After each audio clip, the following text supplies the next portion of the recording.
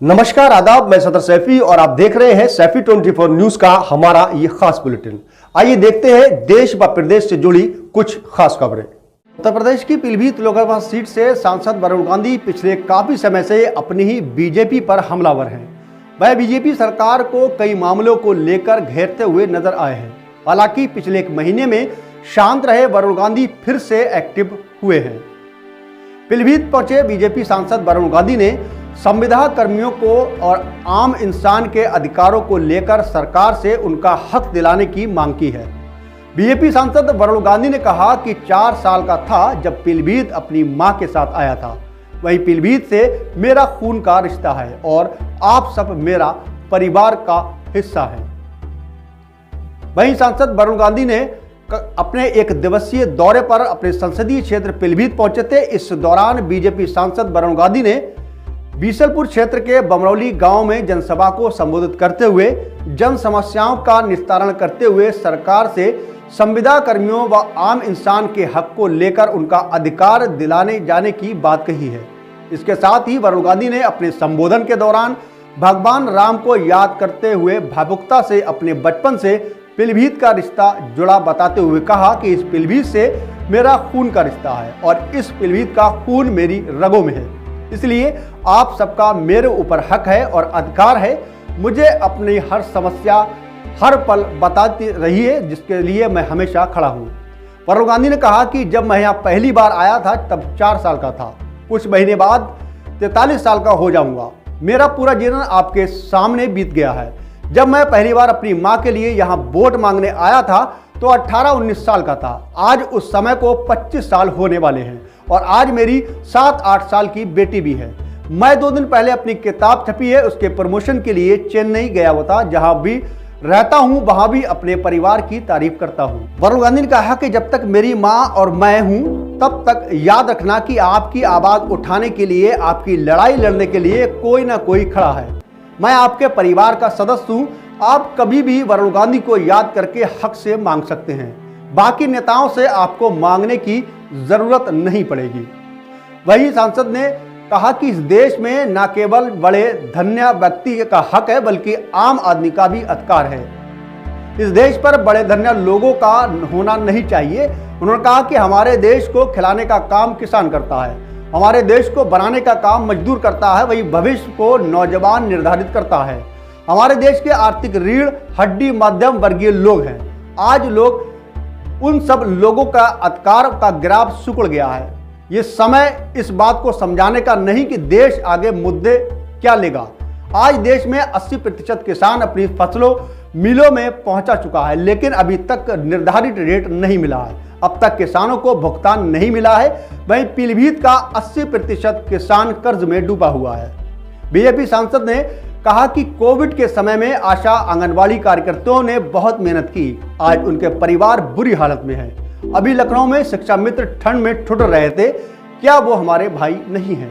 किसी ने उनकी आवाज नहीं उठाई। धर्म क्या है? धर्म का मतलब क्या होता है? सच्चाई के पथ पर चलकर लोगों को साथ लेकर चलना, किसानों की आवाज बनकर उनकी मदद करना। मंच से वरुण गांधी ने भगवान राम को याद करते हुए कहा कि जब भगवान राम ने राजधर्म की बात की थी तो राजधर्म का मतलब था कि उनके पूरे राज्य में कोई अकेला असहाय जरूरतमंद है, कमजोर है, किसी कष्ट में है, तो राजा राम ने कहा कि पूरी जिम्मेदारी संभालने की मेरी जिम्मेदारी है।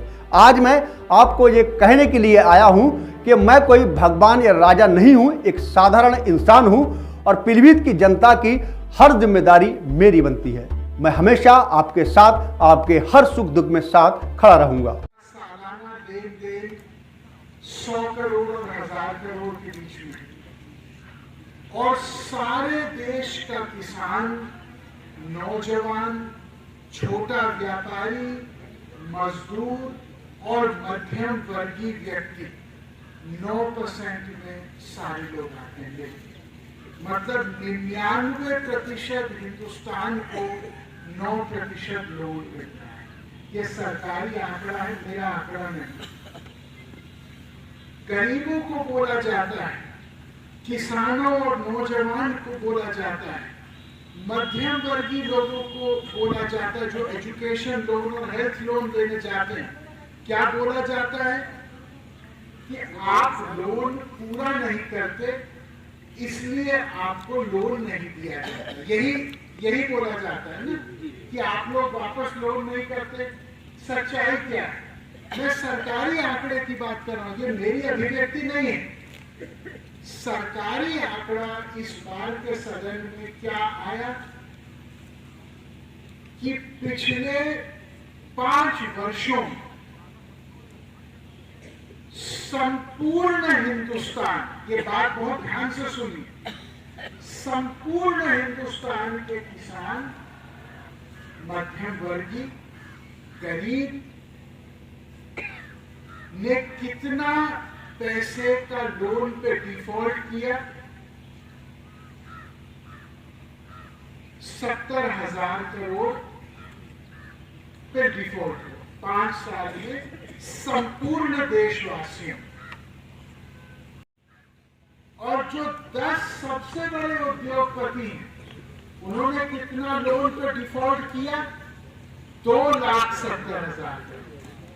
आप समझ रहे हैं मेरी बात की गंभीरता को कि जिस मानक के अंतर्गत ये बोला जाता है कि आम आदमी को हम लोग लोन नहीं दे सकते क्योंकि ये कहीं ना कहीं बेईमानी करेंगे और वापस नहीं करेंगे, उसकी संपूर्ण राशि 70,000। और देश के सबसे 10 बड़े डिफॉल्टर जो उद्योगपति हैं, उन्होंने कितना पैसा खाया है? 2,70,000। भाइयों, मैं राजनीति में आया हूं आपकी आवाज उठाने के लिए। मैं लोन नहीं ले रहा हूं, मुझे जरूरत नहीं है लोन की, लेकिन यहाँ जितने लोग हैं उनको इलाज के संदर्भ में, बेटियों की शादी के संदर्भ में, बच्चों को पढ़ाने के संदर्भ में, खेती बाड़ी के संदर्भ में, अपने बिजनेस के विस्तार के संदर्भ में कभी न कभी लोन की आवश्यकता चाहिए। क्या मैं सही कह रहा हूं कि मैं गलत कह रहा हूं?